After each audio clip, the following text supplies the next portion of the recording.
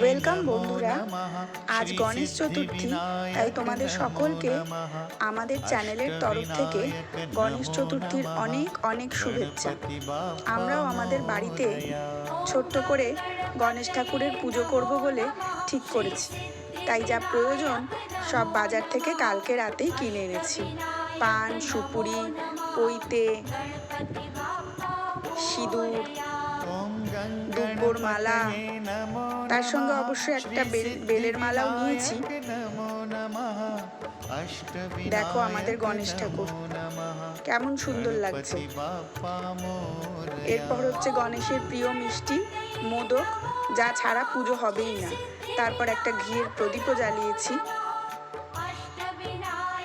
আমরা বাড়িতে আমাদের মতো করে গণেশের আরাধনা করলাম। সারা বছর যেন আমাদের সব মঙ্গলময় হয়, তাই গণেশের পুজো করলাম। তোমাদের কেমন লাগলো আমাদের গণেশ, আমাদেরকে কমেন্টে জানিও।